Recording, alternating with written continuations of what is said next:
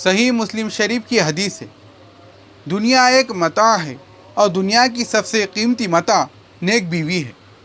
گویا اللہ تعالیٰ جسے نیک بیوی عطا کرے وہ سمجھے کہ مجھے دنیا کی بہت بڑی نعمت مل گئی۔ انما الاعمال بالنیات، اعمال کا دار و مدار نیت پر ہے۔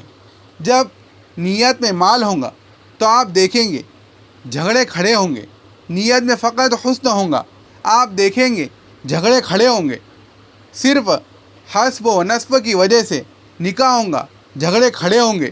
تو شریعت نے اس بات کی تعلیم دی کہ نکاح کا مقصد یہ ہو کہ میں پاک بازی کی زندگی گزار سکوں۔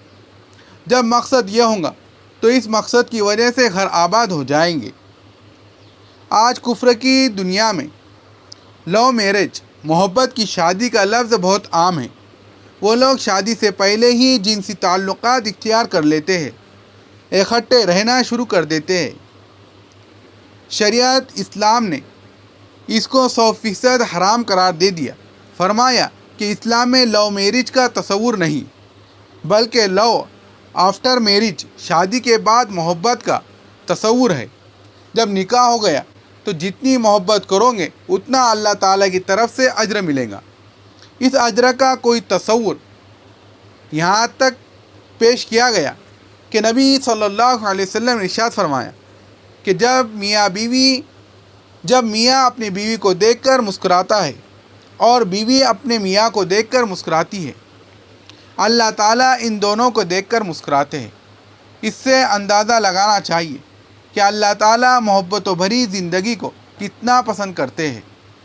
شریعت نے شادی کا معاملہ فقط لڑکے اور لڑکی پر نہیں چھوڑا، بلکہ یہ بات سمجھائی کہ یہ دونوں انسانوں اور دو جسموں کا ملاپ نہیں، بلکہ دو خاندانوں کا ملاپ ہے۔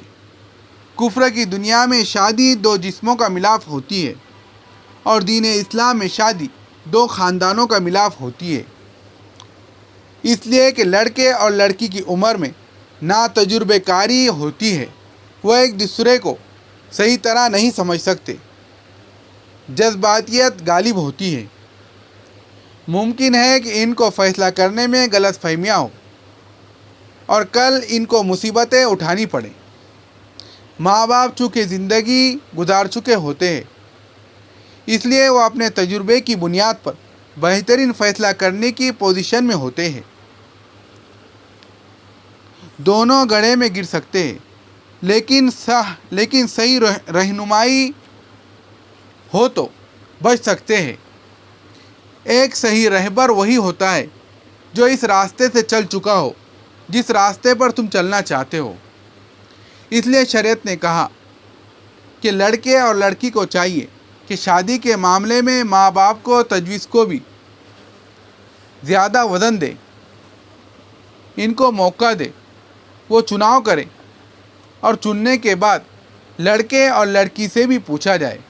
اگر 2-4 تجاویز موجود ہے تو لڑکے اور لڑکی کو ان میں سے منتخب کرنے کا اختیار دیا جائے۔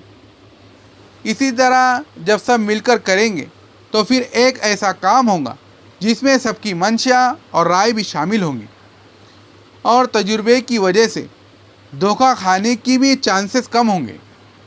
کفر کی دنیا میں لڑکا لڑکی مل کر شادی کرتے ہیں، بڑوں کا اس میں کوئی مشورہ شامل نہیں ہوتا، کوئی برکت شامل نہیں ہوتی۔ اس لیے وہاں پر 1-2 سال شادی سے پہلے اکٹھے رہنے کے باوجود جب شادی کرتے ہیں تو جلد ہی طلاق کی نوبت آ جاتی ہے۔